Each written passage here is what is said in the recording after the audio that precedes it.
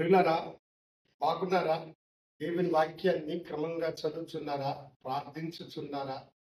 నేటి ధ్యాన వాక్యము లూకాసు వార్త 5వ అధ్యాయము 5వ వచనం.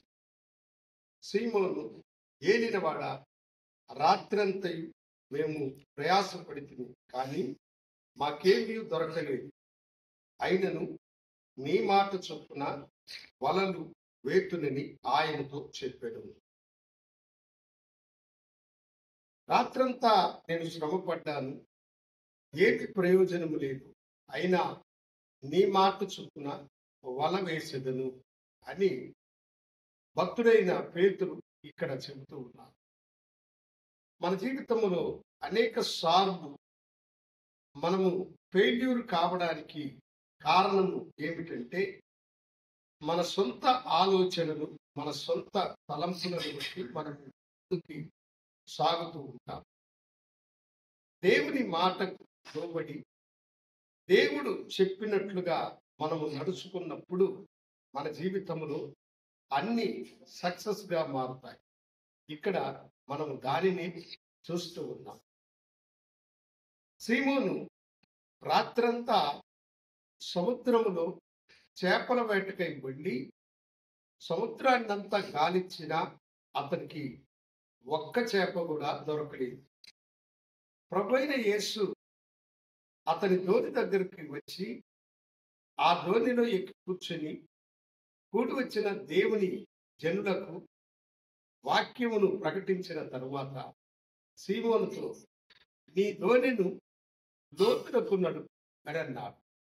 అతడు ప్రభువైన యేసుని సముద్రంలోనికి తీసుకుని వెళ్ళినాడు. ఒక చోటకి పోయిన తరువాత ప్రభు అతనితో అన్నాడు, ఇప్పుడు నీ వలవే అని చెప్పాడు. అప్పుడు పేతురు చెప్పిన సమాధానమే, నా ఏలినవాడ, రాత్రంతా నేను శ్రమపడ్డాను, కానీ ఒక్క చేపైనా నాకు దొరకలేదు అని. వాస్తవికానికి పేతురు బెస్తవాడు. చేపలు ఎక్కడుంటాయో, ఎక్కడ చేపల వేట ప్రారంభించాలో అతనికి తెలిసినంతగా ఇంకెవరికి తెలియదు. అయినా అతడు ఇక్కడ చెప్పే మాటను గమనించండి. అయినను నీ మాట చొప్పున నేను వల వేసేదను అని చెప్పి ప్రభు మాట ప్రకారం అతడు వల వేయగా విస్తారమైన చేపలు, అనగా 2 దోణెలు నిండునంతగా చేపలు వారికి దొరికినవి అని వాక్యములు మనం చూస్తూ ఉన్నాం. నీ జీవితంలో ఏ ప్రయత్నం చేసి నీవు ఓడిపోయినావు, ఏ యొక్క ప్రయత్నంలో నీకు అపజయము ఎదురైనది, అది ఎందుకని నీవు ఆలోచించావా? నీవు దేవుని మాటకు లోబడి, ప్రభువా నీ మాటకు నేను లోబడుచున్నాను, నాకు ఆజ్ఞాపించుము, నేనేమి చేయాలో అని చెప్పినప్పుడు ఆయన నీకు సరైన మార్గమును చూపించాడు. ప్రభు మాటకు లోబడిన పేతురు విస్తారమైనటువంటి చేపలు పట్టినట్లుగా నీ జీవితంలో విస్తారమైన దీవెనలు నీవు పొందుకోవాలంటే, మేలులను నీవు పొందుకోవాలంటే ప్రభు మాటకు లోబడి నిన్ను నీవు సమర్పించుకో. అనేకమైన దీవెనలను నీవు పొందుకుంటావు.